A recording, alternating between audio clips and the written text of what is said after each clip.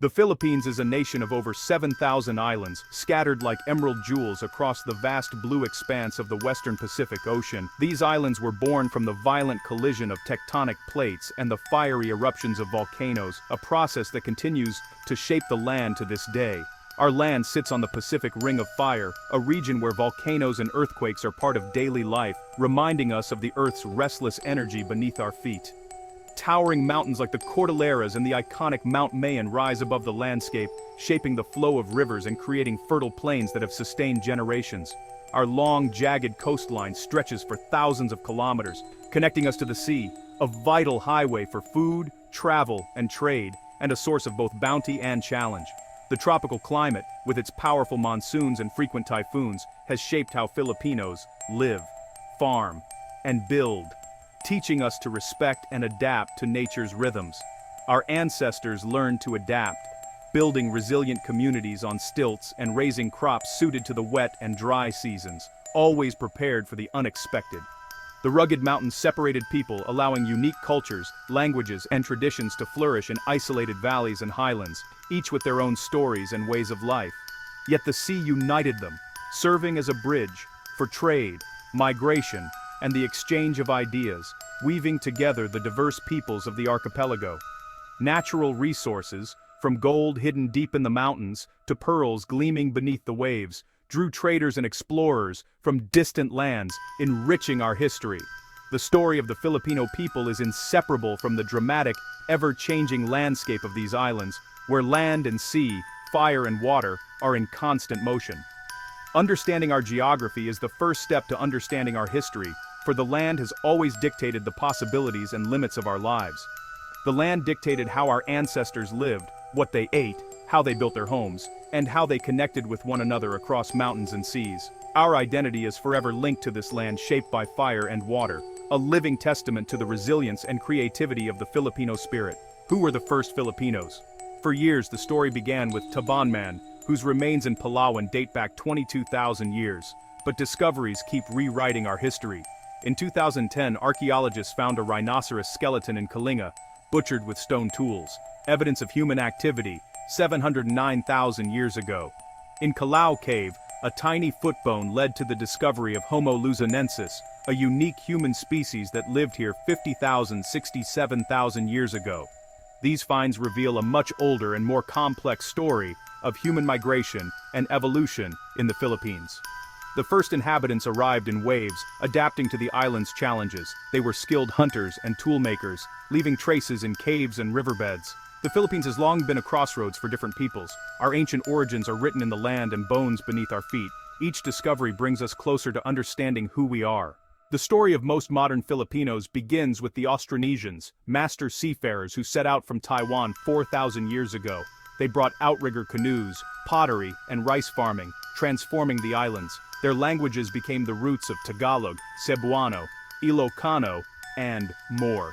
The Austronesians met earlier inhabitants, the Negritos, and over time, cultures blended through conflict, intermarriage, and exchange.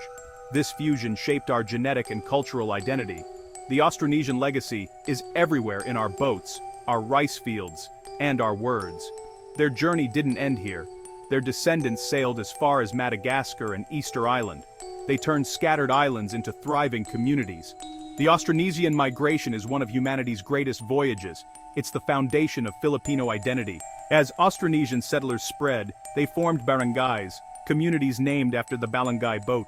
Each barangay was a small, independent society, usually along rivers or coasts, led by a datu. Leadership was earned through bravery, wisdom, and wealth, not just inheritance. Society was divided into Majanu, nobles, Timawa, freemen, and Alipin, dependents, but social mobility was possible. Barangays interacted constantly, sometimes through raids, more often through trade and alliances. Blood compacts, or sandugo, sealed pacts between leaders. These networks created a dynamic, interconnected political landscape. The barangay system fostered both independence and cooperation. It was the foundation of pre-colonial Filipino society. Our sense of community and leadership traces back to these early boat-bound groups. The barangay remains a symbol of unity and resilience, It's where our story of nationhood begins. Long before Europeans arrived, the Philippines was a hub of international trade. Our ancestors exchanged gold, pearls, and forest products for Chinese ceramics, silk, and Middle Eastern beads. Archaeological finds, pottery, jewelry, and burial jars prove these global connections. Trade brought not just goods but new ideas and technologies. Port cities like Butuan and Tondo became cosmopolitan centers. Foreign merchants lived and intermarried with locals. Early Filipinos were skilled sailors and savvy traders, navigating both seas and diplomacy. Trade shaped our prosperity and cultural diversity. The same trade routes that brought goods also carried new beliefs. Early Filipinos practiced animism, honoring spirits in nature and ancestors through rituals led by babaylan. Indian influence arrived with Hindu and Buddhist ideas, seen in language, mythology, and artifacts like the Golden Tara. Islam came peacefully in the 13th century, brought by traders and missionaries to Sulu and Mindanao. The Sultanate of Sulu was founded by Sharif ul-Hashim, blending Islamic and local traditions. By the time the Spanish arrived, Islam was well established in the south and spreading north. Indigenous beliefs, Hindu-Buddhist influences, and Islam coexisted, creating a rich spiritual landscape. Religion shaped politics, alliances, and daily life. The stage was set for a clash of faiths with the coming of Christianity. Our spiritual heritage is a tapestry woven from many lands. Before Spanish colonization, the Philippines was home to organized states and powerful kingdoms. In Luzon, Tondo and Maynila controlled trade and wielded influence, as shown by the Laguna copperplate inscription. Maynila's rulers allied with Brunei and embraced Islam, making it a key Islamic outpost. In the Visayas, confederations like Dapitan and Cebu thrived on trade and warrior culture. The south was dominated by the sultanates of Sulu and Maguindanao, centralized Islamic states with strong political and military systems. These sultanates resisted foreign domination for centuries. Kingdoms and sultanates were sophisticated with laws, diplomacy, and international ties. The archipelago was a mosaic of independent, thriving societies. This was the world the Spanish would soon encounter.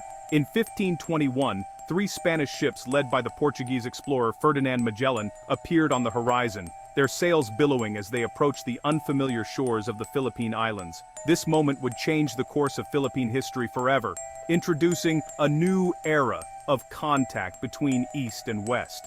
Magellan's arrival was not planned. He had been searching for a westward route to the Spice Islands, but fate brought him here instead. His unexpected presence set off a chain of events that would ripple through generations. The first encounters between the Spanish and the islanders were surprisingly peaceful. The locals, curious and hospitable, offered food and water, while Magellan and his men gave gifts in return, hoping to build trust and friendship. At Limasawa, Magellan performed a blood compact with Raja Kalambu, sealing their friendship in a traditional ritual. He also held the first Catholic Mass in the islands, marking the beginning of Christianity in the region. In Cebu, Raja Humabon saw an opportunity. He allied with Magellan, viewing the Spanish as powerful partners who could help him strengthen his rule and outmaneuver his rivals. Humabon and his people were baptized into the Catholic faith, hoping that this new alliance would give them an advantage over their enemies and bring prosperity to their community. Magellan, eager to prove his loyalty, agreed to help Humabon subdue Lapu-Lapu, the proud chieftain of Mactan who refused to submit to foreign rule or abandon his independence. On April 27, 1521, Magellan's forces landed on the shores of Mactan. But the Spanish, weighed down by their armor and unfamiliar with the terrain, were quickly overwhelmed by Lapu-Lapu's determined warriors. In the fierce battle, Magellan was killed. This became the first recorded act of Filipino resistance against foreign invaders, a moment that would echo through history. Lapu-Lapu emerged as the first national hero, his defiance and victory symbolizing the spirit of freedom and resistance that would inspire generations of Filipinos. The surviving Spanish fled the islands, battered and defeated, but the encounter had already set the stage for a new era of conflict and change. The Battle of Mactan proved that Filipinos would fight fiercely for their freedom, refusing to bow to foreign domination. The world of the islands was forever changed, as new ideas, beliefs, and ambitions began to take root in the archipelago. The Spanish would not forget their defeat.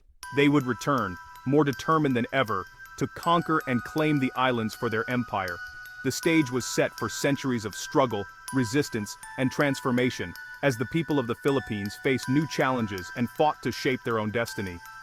The story of resistance had only just begun, and the spirit of defiance would live on in the hearts of the Filipino people for generations to come. Magellan's death was a setback, but Spain's ambitions for the Philippines only grew stronger. The lure of new lands, spices, and the promise of expanding their empire kept the Spanish crown determined to return. For decades, expedition after expedition failed. Ships were lost to storms, disease, and resistance from local communities, yet the Spanish never gave up hope, always searching for a way in. Finally, in 1565, Miguel López de Legazpi arrived. Unlike his predecessors, Legazpi used diplomacy and alliances, performing the famous blood compact with Datu Sikatuna in Bohol, a gesture of trust and friendship. Legazpi established the first permanent Spanish settlement in Cebu, using superior firepower and military tactics to subdue resistance from local warriors and secure Spanish control. The Spanish cleverly exploited rivalries among local leaders, using divide-and-conquer tactics to weaken opposition and gain allies, further cementing their foothold. Friars soon followed the soldiers, spreading Catholicism and reshaping society. Churches rose where old shrines once stood, and new beliefs began to take root among the people.